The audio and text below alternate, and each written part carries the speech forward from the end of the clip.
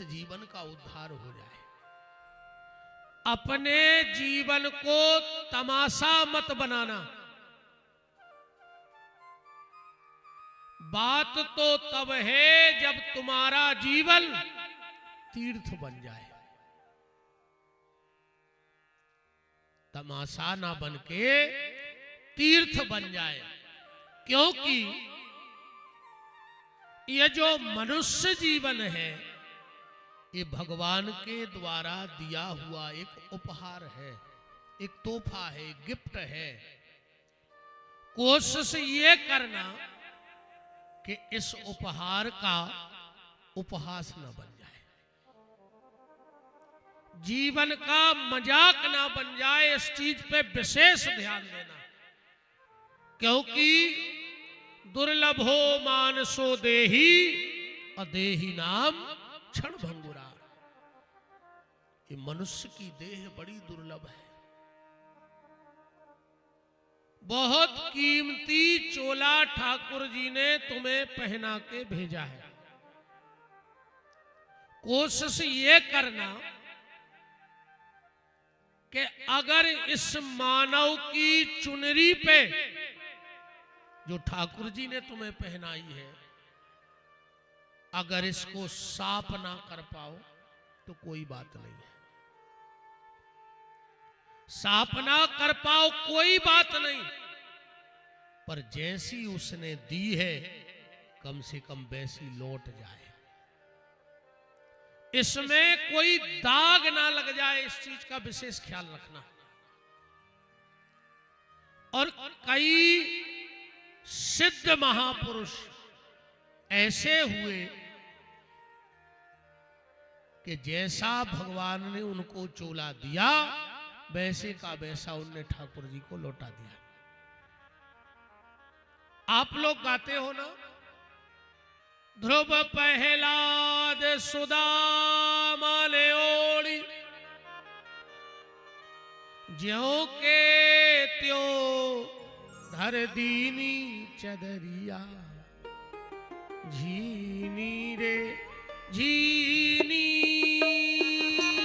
हे जी राम नाम रस पीनी चदरिया, झीनी रे झीनी। राम नाम जो बढ़ाओ भैया।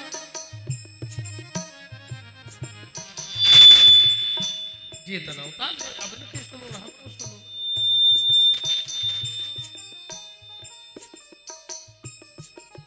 राम नाम रस झीनी चदरिया, झीनी रे झीनी। राम नाम रस पीनी चदरिया, झीनी रे झीनी।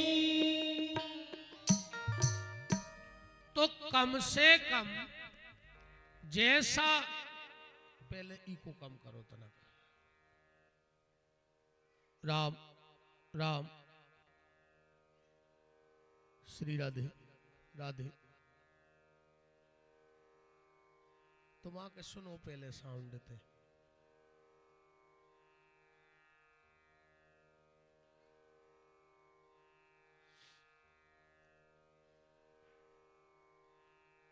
राम राम राम राम बोल रहे।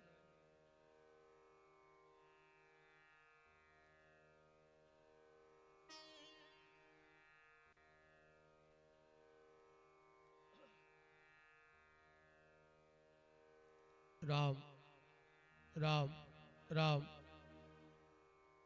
तना खोलो ही को।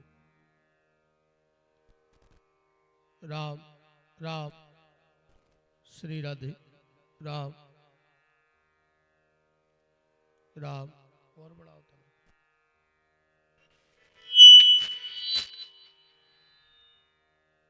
राम राम राम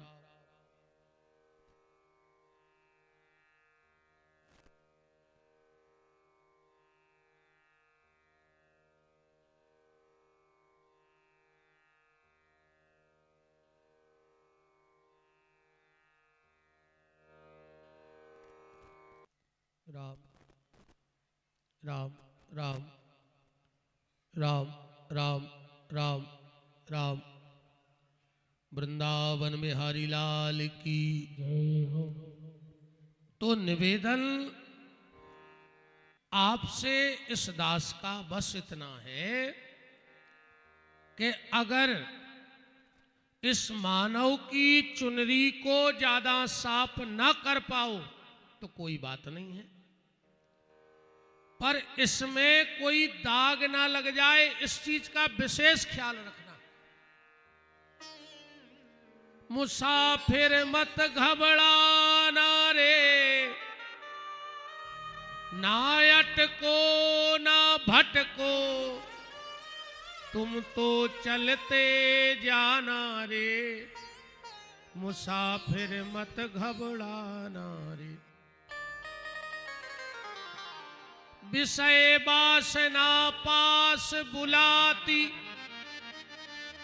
यम के फंदे में पड़वाती, क्रोध अग्नि में जीवन को मत व्यर्थ जलाना रे, मुसाफिर चलते जाना रे। आवागमन के फेर में पगले, कपड़े हैं कई बार ये बदले, मानव की इस चुनरी पे मत दाग लगाना रे, मुसाफिर चलते जाना रे, मुसाफिर चलते जाना रे। नाम जप में कोई ढील ना हो जाए, बस इस चीज का ध्यान रखना, क्योंकि संसार के जितने काम हैं वो तुम्हारे जाने के बाद हो जाएंगे। तुम आदो मकान बना के अब ही मर जाओ, बाल बच्चे पूरो बना ले, जरूरी नहीं है कि तुमने रहो तो मकान न बन है। कर्जा लेके मर जाओ, बाल बच्चे चुका दे हैं, कर्जा दे के मर जाओ, बाल बच्चे ले ले हैं। बस एक काम ऐसो है जो तुम्हारे बात फिर को न कर है, और वो है भगवान को भजन।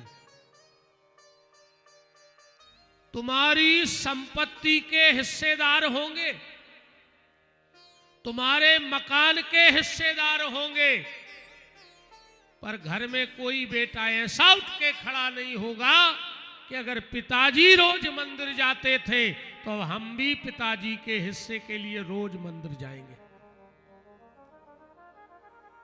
ऐसा कोई नहीं होगा परिवार में। इसलिए भगवान का नाम ले डालो। कल आप चर्चा में सुन रहे थे श्रीमद् भागवत के माध्यम से, एकदा हि विशालायाम चत्वारा ऋषयो मलः सतसंज्ञार्थ समायाता। नैमिषारण्य की पावन भूमि में 88,000 सोनक ऋषि इकट्ठे हुए और परस्पर चर्चा चल रही थी कि घोर कलयुग आ रहा है, इस कलयुग में व्यक्ति की बुद्धि पापमय हो जाएगी। तो उस पापमयी वृत्ति को भगवान के चरणों में कैसे लगाया जाए, इस बात पे विचार विमर्श चल रहा था। उसी समय श्री सूत जी आए और मानो डूबते हुए को तिनके का सहारा मिल गया। सब महात्माओं ने हाथ जोड़ के कहा, भगवान गुरुदेव, अब तो आप ही सब कुछ हो, और जिसने अपने जीवन की डोर गुरु के चरणों में सौंप दी, निश्चित वो गोविंद तक पहुंच जाएगा। जिसने अपने जीवन की डोर गुरु के चरणों में छोड़ दी, वो गोविंद से जुड़ जाएगा। सूत जी महाराज ने जब उनकी स्थिति को परखा तो कहा, जैसी तुम्हें चिंता हो रही है ऐसा ही चिंता एक बार नारद जी को हो गई थी। महात्मा बोले, कब हुई? बोले, एक बार नारद जी गए तीर्थ यात्रा करने, हरि क्षेत्रे कुरुक्षेत्रे श्रीरंगम सेतु बंधनम एवामादिषु तीर्थेषु भ्रमाणस इतस्ततः। पर नारद जी को कहीं शांति न मिली। जब कहीं देवऋषि नारद को शांति न मिली तो नारद जी वृंदावन पहुंच गए, और वृंदावन में जाकर एक ऐसा चमत्कार देवऋषि नारद जी ने देखा तो वहां से सीधे पहुंचे बद्री का आश्रम, जहां पर सनक, सनंदन, सनातन और सनत कुमार चारों भाई बैठे हैं, और नारद जी को देख के कहने लगे, अहो नारद धन्योसि विरक्तानाम शिरोमणि। आओ विरक्तों के शिरोमणि नारद, कैसे आना हुआ? नारद जी ने कहा, भैया मैं गया था मृत्यु लोक,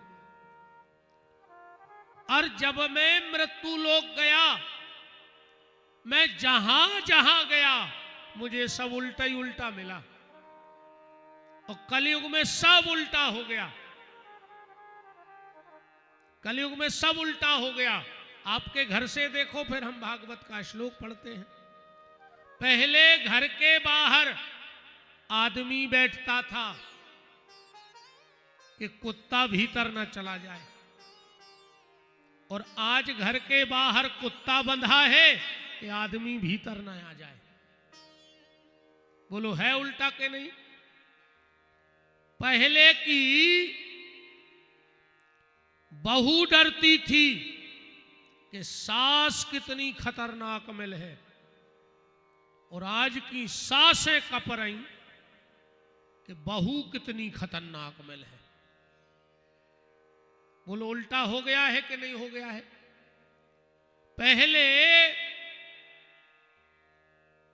पहले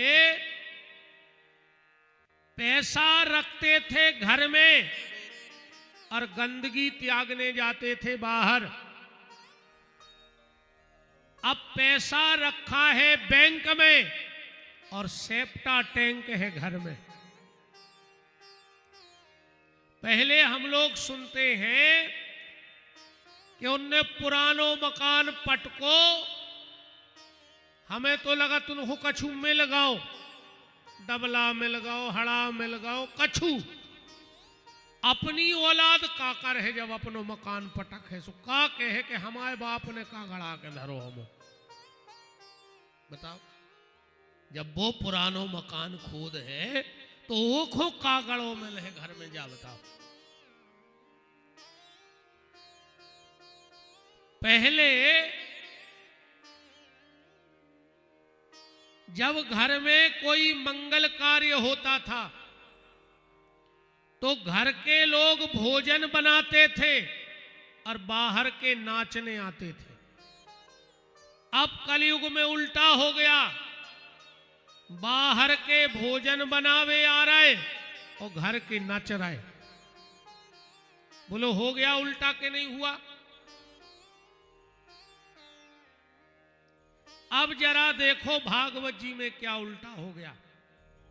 व्यास जी लिख रहे कि कलयुग में क्या हालत होगी। पाखंड निरता संतो विरक्तो सा परिग्रह तरणी प्रभुता गे है साल को बुद्धिदायका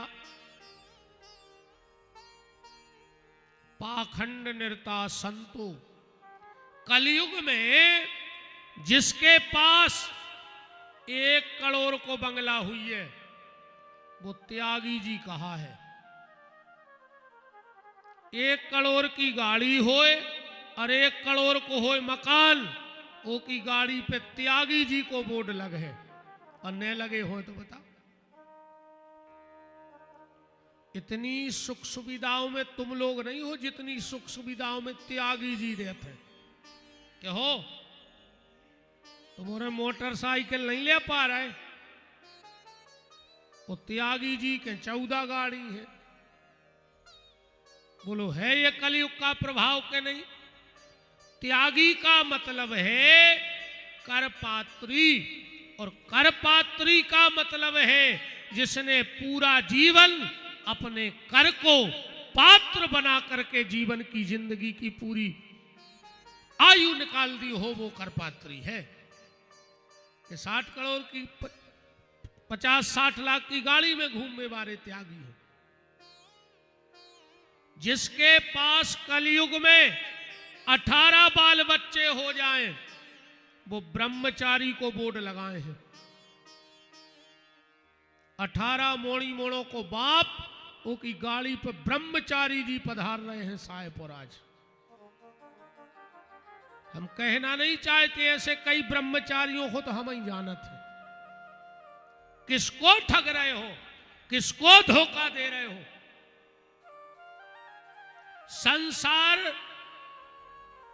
ठगा भी जाए तो कुछ होने वाला नहीं है, पर अगर वो जिस दिन अपनी निगाह टेढ़ी कर देगा उस दिन क्या होगा? जे को दिन भर मोने रुके वो मोनी जी कहावत है। जो दिन भर कड़ी चावल खावे वो फलहारी बाबा कहावत है। जबकि संपत्ति संसारी के घर में होने थी, और साधना सन्यासी के घर में होने थी। कलयुग में उल्टो होगा। भजन पूजन संसारी ज्यादा कर रहे और संपत्ति सन्यासी ज्यादा कमा रहे। ये हो गया कलयुग में उल्टा।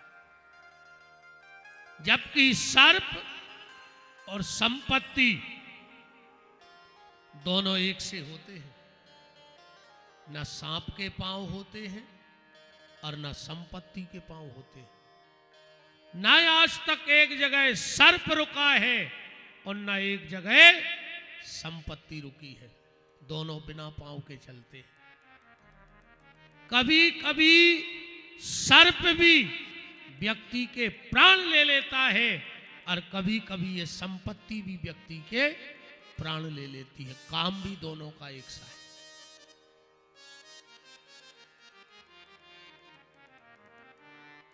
पाखंड निरता संतो विरक्तो सा परिग्रह तरणी प्रभुतागे।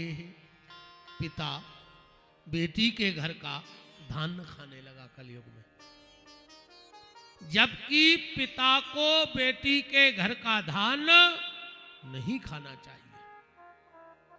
साल को बुद्धिदाय का घर में साले की चल हो गई। अब आदमी भैया से सलाह नहीं करत, पिताजी से सलाह नहीं करत। कोई भी समस्या है तो को सारो लाल बुजक्कड़ कहा साहेबपुर में, बस उससे ज्यादा बुद्धिमान को ने कहा। अरे राम राम राम, तुम में भी ऐसे कई बैठे हो जो यार पापी बाप से बेर बांधे और ससुर से कह रहे पापा जी नकटा मार जा रे चीथरा डाल ले नाक पे। बाप से बेर बांधे, बाप से बोल नहीं रहा हूं और ससुर से कह रहा हूं पापा जी आए हैं पापा जी। अगर पिताजी को अस्पताल जाने तो तुम्हें टेम नहीं है। अगर कहूं ससुर भर्ती हो जाए तो तुम अस्पताल में कुत्ता से डरे 4 दिन से। कुत्ता या हमारी नजर में तो हमने कल ही कही थी कि सुनबे की दम हो तो यही ग्राउंड के भीतर। कल तो हमने पहले दिन के हिसाब से छोड़ दो तो हम बता रहे आज। अब वो तो कल हमने सोची पहलो दिन है हुई है।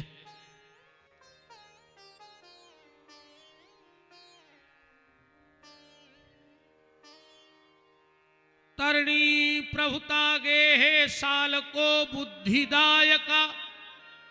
और कलयुग में क्या उल्टा हुआ, विप्रई भागवते वार्ता गेहे गेहे जने जने।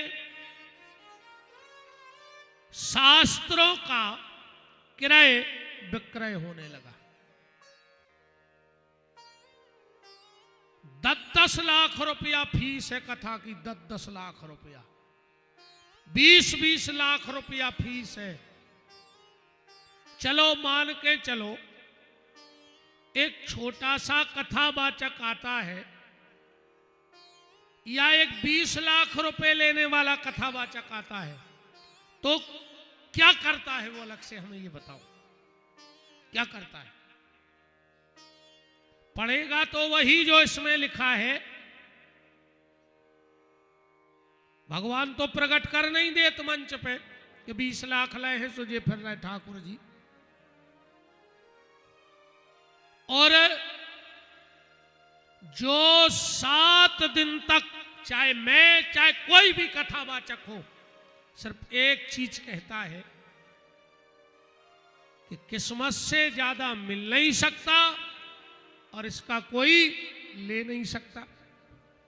तुम्हें 7 दिन हम यही समझाएंगे कि भगवान सबको देगा, भगवान सबको देगा, तो फिर आखिरी दिन हम देवराज जी के हाथ काहे जोड़े? हम क्यों हाथ जोड़े इनके कि दक्षिणा दो? जब तुमको 7 दिन में भगवान देगा तो हमको तो 25 साल हो गए उसकी नौकरी करते हुए, वो हम पे कृपा नहीं करेगा? हमारी उसे चिंता नहीं है क्या? बताओ।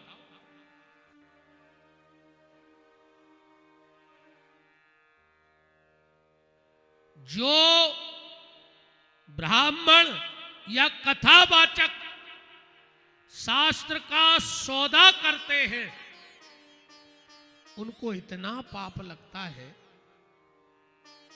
भरत जी कह रहे हैं राम जी के विषय में कैकई से कि माता, कौशल्या जी से कह रहे कि माता अगर भैया राम के बन जाने में इस भरत का हाथ हो तो मुझे इतना पाप लग जाए जितना ब्राह्मण को शास्त्र बेचने का पाप लग जाता है। आज और नारद जी ने क्या उल्टा देखा? ढोंगी, पाखंडी, लोभी साधुओं का भेष बना बना के और धर्म की सीताराम करें दे रहे। आज तुम चले जाओ कहूं,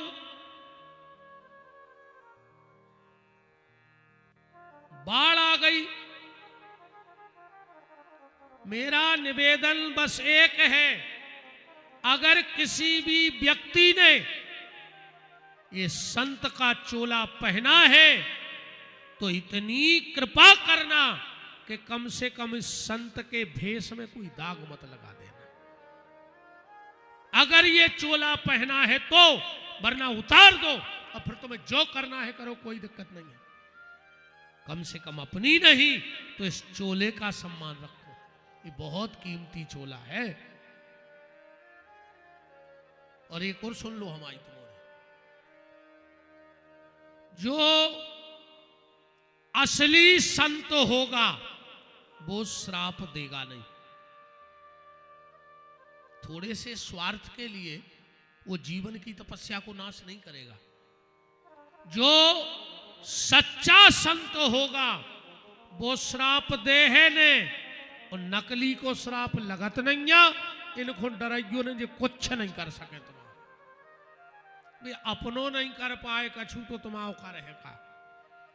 और ऐसे अगर श्राप से मरते तो अपने सागर जिले में 500 रोज मरते। जे को 100 को ने दिया वही कहते भस्म हो जा, तुम उतना ही मर जाते। आजकल बाबा बने में टेम भी नहीं लग रहा हो। उपाय हम बता रहे सायपुर में जे देखो बनने हुए 1 महीना डाली भरने बनवजो 100 रुपया बच जे, 50 रुपया को हर एक माल से स्टील को डिब्बा, अब 25-25 की 2 लूंगी। तुम बाबा होगा क्या लगना।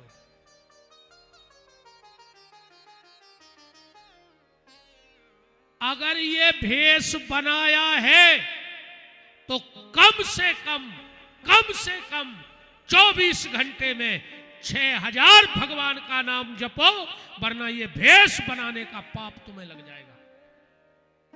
अगर 24 घंटे में कम से कम 6000 नाम इस मुंह से नहीं निकल रहे हैं तो तुम्हें ये भेष धारण करने का भी प्रायश्चित भोगना पड़ेगा। ये कोई साधारण भेष नहीं है कि खाली भेष बनाओ, मांगो, खाओ फ्री। अरे राम राम राम। नारद जी ने और क्या देखा कलयुग में? माता पिता का सम्मान नहीं है। अब तो सरकार तक पीछे पड़ गई। सरकार खुदा ही कह रही, पहले अपन कहते बड़ा परिवार सुखी परिवार, सरकार ने बीच में टांग डाली। दीवालों पे लिखवाओ हम 2 हमारे 2, बहू दद्दा को घर से निकाल 2। 4 को तो परिवार ही बचो, मम्मी पापा चुंटू मुंटू। बोलो। फिर एक बात और आई, शेर का बच्चा एक ही अच्छा। सरकार तो कह रही थी हम 2 हमारे 2, पर अब भाव शेर का बच्चा एक ही अच्छा। और अब तो आदमी कह रहा है बाल ने बच्चे सबसे अच्छे। अब भी नहीं चाहने, कहीं नहीं चाहने को।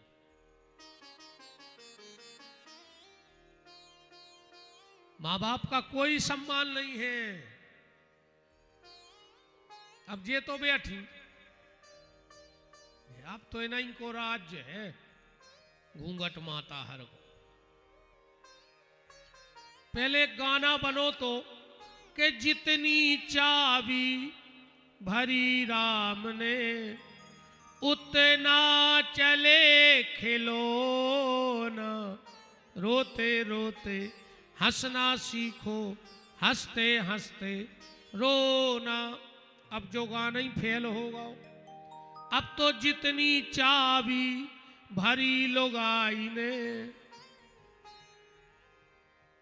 बोलो है ऐसा कि नहीं है? तुम में से 50% लोग इस पंडाल में आज ऐसे बैठे होंगे जो अपने माँ बाप से बोलते नहीं होंगे। या तो आ जाई जाके माँ बाप के पांव पड़ लियो, और न तुम्हें कोल है पंडाल के भीतर ने जो तुम जैसे पापियों ने सत्यानाश कर दी धर्म की। हम तो चेहरा नहीं देखो चाहे ऐसे आदमों के, बिल्कुल ले आइयो कल से। ये बैठी घर की सास प्यासी मर रही, वे कसेड़ी लाए दुर्गा जी के ठाणी 4 बजी रात से। दुर्गा जी नहीं जाने कि तुम कितनी बड़ी कपटन धरी। मार जाओ मुंह में कीड़ा पार के मारो हो तुम तो, चाहे उतना पाइप लगा रहा हो दुर्गा जी पे, ऐसी ने मारो हो। अरे राम।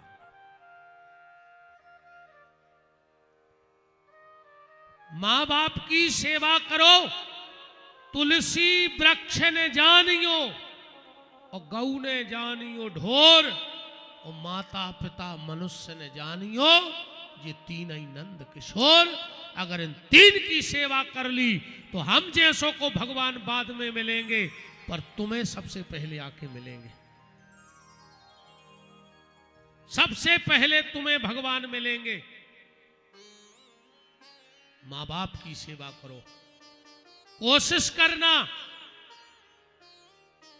अगर मरवे के बाद अपने मां बाप को पानी न दे पाओ, बिल्कुल न दियो, बिल्कुल न दियो। ने श्राद्ध करियो ने तेरह करियो, कहूं न जाइयो, पर कोशिश ये करना कि जीते जी मां बाप को पानी देते रहना। जो जीते जी मां बाप को पानी देता है, मरने के बाद उसी के हाथ का पानी लगता है। कराए दिनों में देखो तुम तमाशे, 18 साल से बाप से अलग हते, कब वो को पानी दो नहीं, अब मर गए सुना दियो पे खंगे हैं को साल है, पोइस पोइस पोइस, वो तो घाट पे आ रहा है तुम्हारे बाप पानी पीवे, वे घोट घोट के मार गए जब तुमने पानी ने दो। और सुन लो, जीते जी भी पानी दे पाओ चाहे मत देना, पर कोशिश करना कि तुम्हारे कारण मां बाप की आंख से पानी ना निकल जाए। अगर मां बाप के आंसू तुम्हारे कारण निकल गए तो तुम्हें दुनिया में न भागवत बचा पाएगी, न रामायण, न गंगा, न गोदावरी, कोई नहीं बचा पाएगा। जीते जी सेवा करो मां बाप की। मरवे के बाद श्राद्ध कर रहे, जितने दारू खोर रिश्तेदार हते पूरे आ गए, सुबह रसगुल्ला खा रहा है, अब बाप मुंह को मार गो का दारूओं को रसगुल्ला खुआ रहा है। अरे राम राम राम, बैठ जाओ भैया, तुम्हारे जी चवाली बिछी है, बैठ जाओ थे और का बैठ जाओ अच्छे। खड़े खड़े कथा नहीं होत, खड़े खड़े तो जिंदाबाद और मुर्दाबाद। नेताओं की रैली ऐसे ही होते हैं, उतने नहीं बैठेंगे, क्या पता कब लाठी चार्ज हो जाए। उते खड़े ही होके सुनियो, इते बैठ के उते खड़े होके। कथा खड़े होके सुनना अपराध माना गया है, अपराध है खड़े खड़े भगवान की कथा सुनवो, इसलिए बैठ के कथा को श्रवण करना चाहिए। वृंदावन बिहारी लाल की। नारद जी ने और क्या उल्टा देखा, व्यक्ति की जो सोच है वह डबल हो गई। एक प्रकार की जिंदगी नहीं जी रहा आज को आदमी, डबल सोच, डबल। तुम तो अपने घर से लगा जाओ, अगर दूध में माछी गिर जाए तो आदमी दूध फेंक दे, तुलसाने में डाल दे, काहे माछी गिर गई थी। और कहूं घी में गिर जाए तो सायपुर में को ने घी फेंको किलो कबे तक मिलो, क्या हूं डब्बा का माछी गिर गई थी सो घी फेंक भी आए। बोलो, दूध में माछी गिरी सो माछी दूध फेंक दो, और घी में माछी गिरी सो माछी उछटा दे। कई जिज्जी धो के संगे रगाई थी, तो दूध में का जान बूझ के मार भी आई थी। बात बताओ,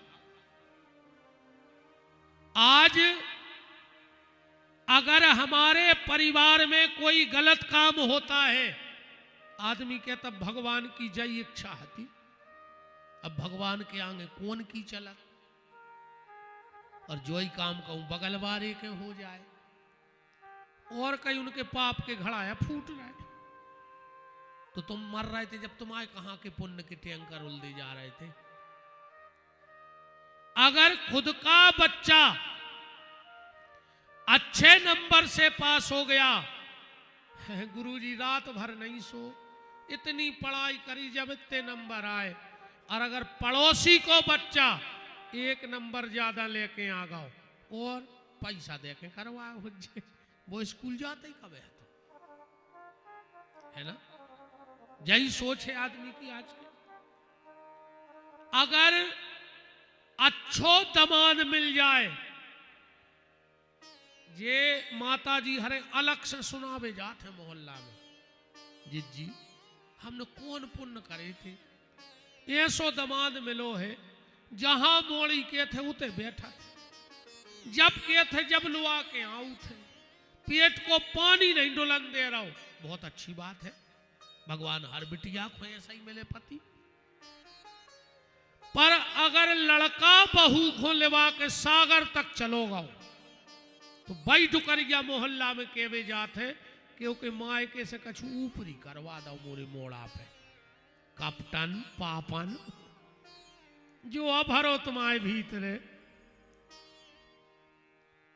के मोड़ी को दमाद घुमाए तो मोड़ी को भाग, और बहू को लड़का लुआ जाए तो के घर के तांत्रिक गुनिया पंडा।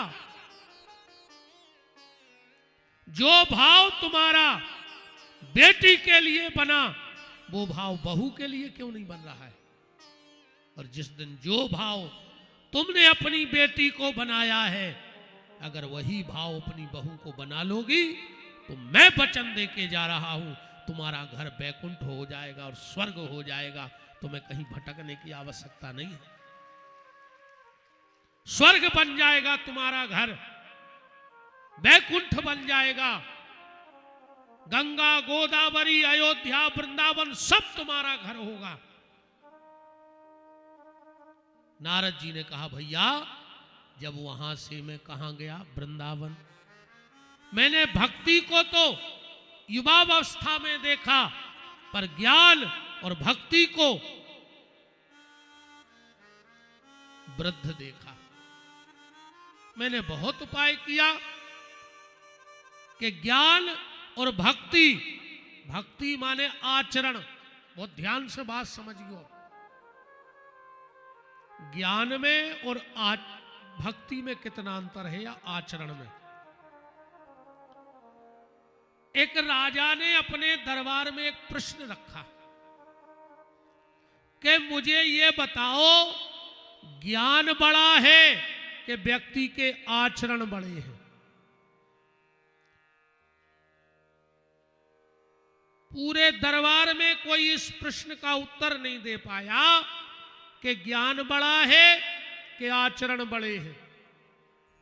राजा ने अपने गुरु से कहा गुरुदेव आप मेरे इस प्रश्न का उत्तर दो, ज्ञान महान है कि आचरण महान है?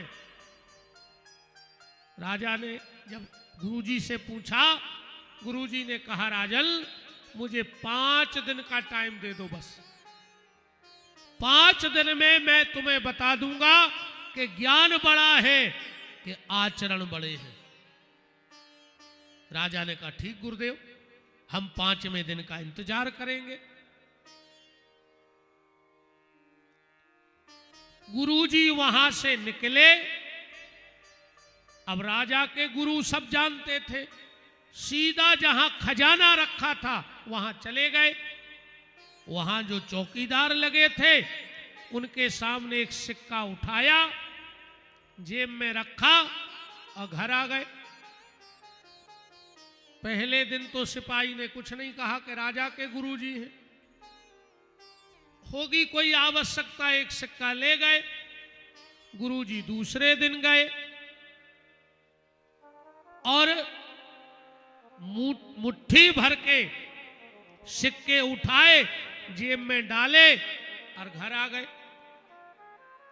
तीसरे दिन और गुरुजी ने पैसा उठाया, चौथे दिन उठाया। अब तो सिपाही समझ गया कि ये चोर, इनके मन में लोभ आ गया, ये चोर है। तुरंत कहा है गुरुदेव, एक दिन तो ठीक, 2 दिन तो ठीक, तुम आते हो और खजाने से पैसा उठा के चले जाते हो। इस शिकायत राजा के यहां पहुंच गई। और जब राजा के यहां शिकायत पहुंची, राजा ने, अब गुरुजी हैं, ज्यादा तो कुछ कह नहीं सकते। 5वां दिन आया और जैसे ही गुरुजी दरबार में गए, आज ना तो राजा ने उठ के गुरुजी को प्रणाम किया, ना चेहरे पे वो गुरु के प्रति श्रद्धा दिखी। राजा ने कहा, गुरुदेव आपको क्या जरूरत थी चोरी करने की?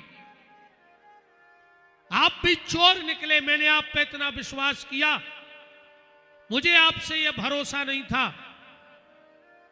गुरुजी ने कहा, राजा बस आगे कुछ मत बोलना, तुमने 5 दिन पहले मुझसे एक प्रश्न किया था कि ज्ञान बड़ा है कि आचरण बड़े हैं।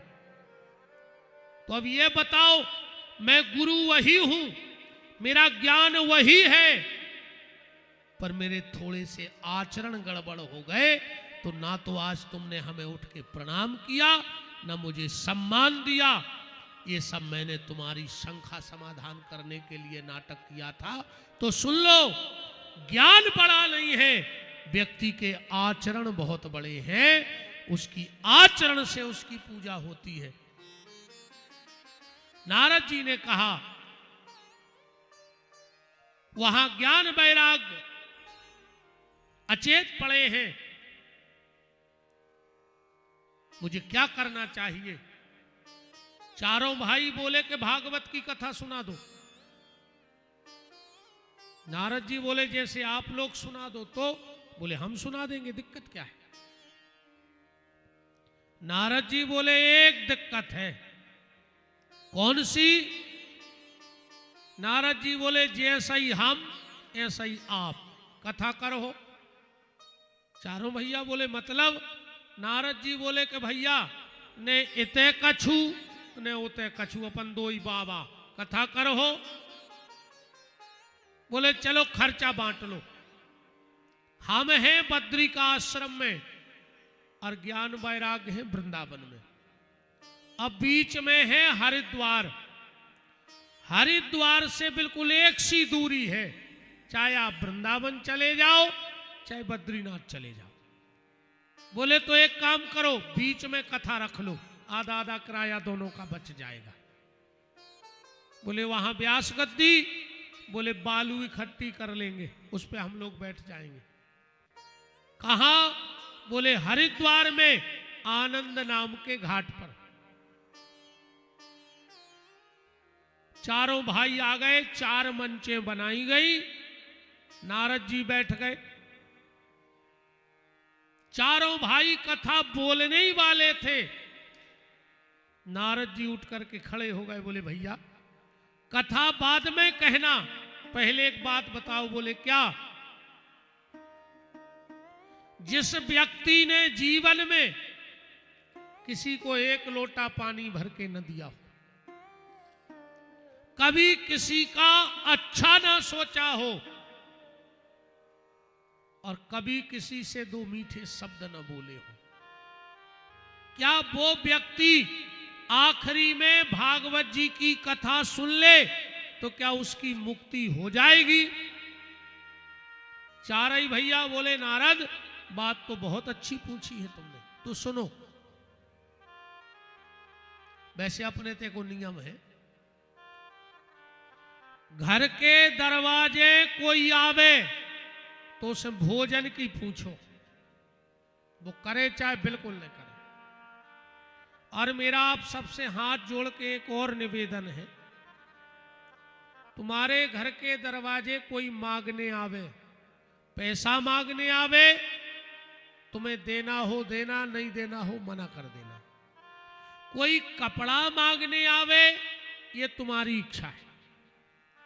मदद मांगने आवे, तुम्हें करना है कि नहीं करना, ये तुम्हारी इच्छा है। पर अगर तुम्हारे घर के दरवाजे अगर कोई तुमसे रोटी मांगने आ जाए, वो ये कहे कि हमें 2 रोटी दे दो, हमें बहुत भूख लगी है, तो चाहे तुम भूखे रह लेना एक दिन, अपने हिस्से की भी रोटी उस व्यक्ति को अपने दरवाजे बिठा के खिला देना। हर चीज को मना कर देना। तुम्हारी इच्छा है देना नहीं देना, ये तुम्हारा अपना पर्सनल मैटर है। पर अगर तुम्हारे दरवाजे कोई रोटी मांगे तो 2 रोटी और 1 लोटा जल का साथ में लाना और कहना भैया यहीं बैठ के खा लो और यहीं पानी पी लो। क्योंकि अगर रोटी मांगने वाला तुम्हारे घर के दरवाजे से भूखा चला गया तो समझ लेना उस दिन तक के सारे सत्कर्म तुम्हारे नष्ट हो गए, तुम्हारे हाथ में कुछ नहीं रहा। भूखा व्यक्ति घर से नहीं लौटना चाहिए तुम्हारे। अन्नदान सबसे बड़ा दान है। मान के चलो किसी भी दान में संतुष्टि नहीं है, कोनो भी दान में संतुष्टि नहीं है।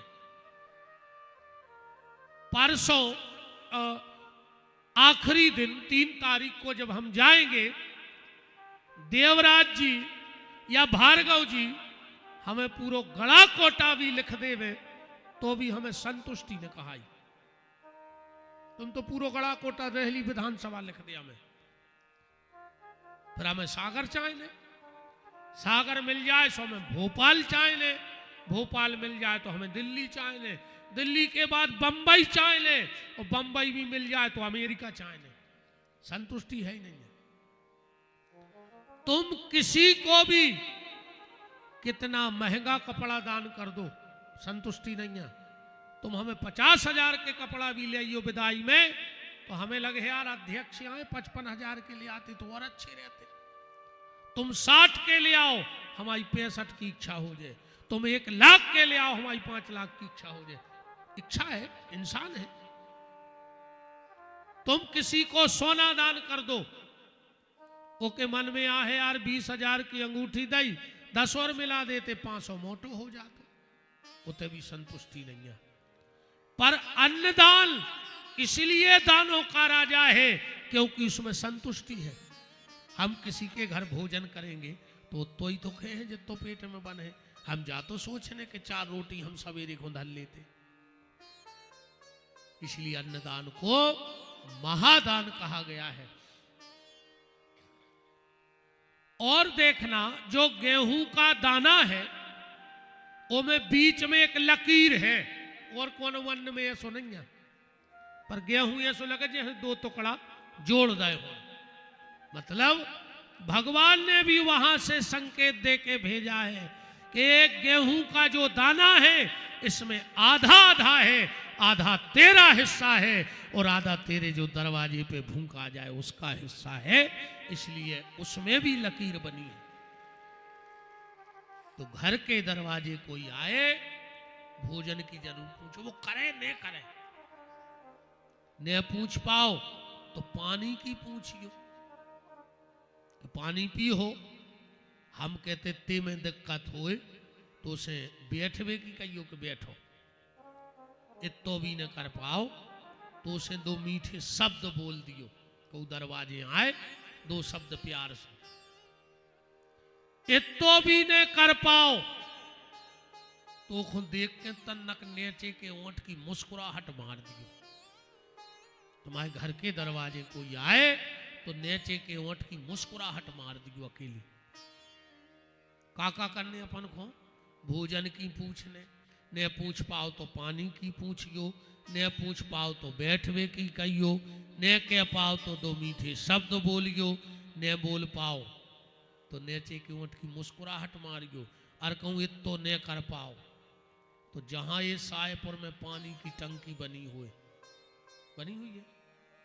रात में 12 बजे सीधे ऊपर चढ़ियो और मूड़ के भरे ऐसे गिरियो कि तुम्हारी खपरिया पट जाए और तुम कल सायपुर में मरे मिलो हो।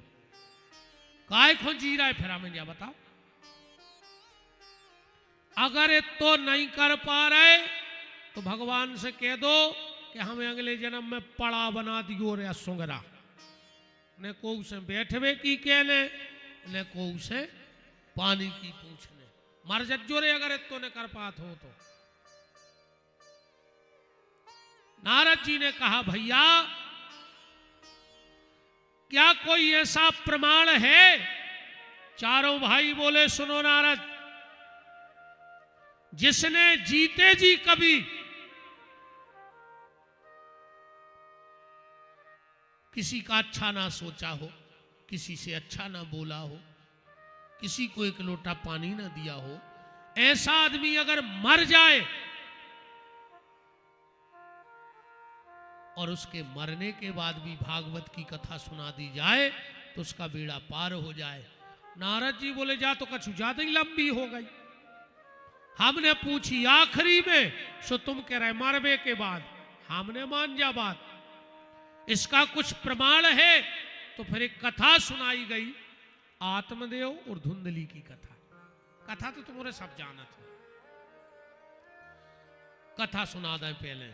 आत्मदेव नाम को ब्राह्मण हतो की पत्नी को नाव तो धुंधलियों के संतान हती ने मरवे गाओ। एक पंडित जी ने फल दे दो, उन्हें अपनी पत्नी को दे दो। वह बहुत दुष्ट थी, उन्हें वो फल गज्जाए खुआ दो। पहले कथा सुन ली। पड़ोसन के बाल बच्चों भाव ने ले लाओ, वो को नाव पर धुंधकारी, और जो गैया को फल खुआओ के भाई गो करना।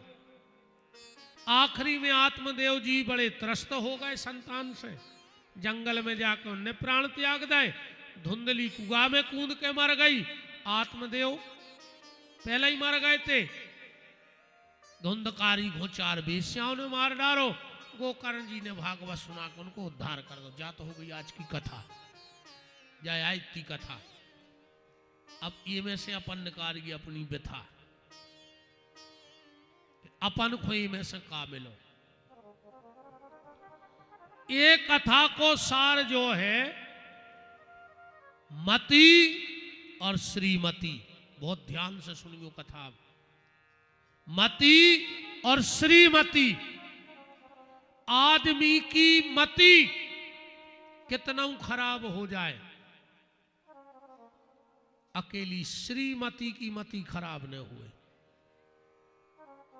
आदमी की मति कितना खराब हो जाए, श्रीमती की मति भर खराब न होवे तो आदमी की मति तो सुधर है, गारंटी का है। देर भली लग जाए पर उसकी मति सुधरेगी। पत्नी भर धर्म का रास्ता ना छोड़े तो पति गलत रास्ते पे भी होगा तो एक दिन से लौट करके आना पड़ेगा। अब इसका एक दूसरा पहलू देखो, इसका एक दूसरा पहलू। श्रीमान की मति कितना अच्छी होए और अगर श्रीमती की मति बिगड़ गई तो श्रीमान को फांसी लगाने पड़े और कुछ नहीं कर सके श्रीमान। श्रीमान को फांसी लगानी पड़ेगी। आपके दमोह लोकसभा क्षेत्र के बड़े सरल सहज और आप सबके परम स्नेही सांसद महोदय भैया श्री राहुल लोधी जी का पावन आगमन हुआ। बहुत बहुत सहायपुर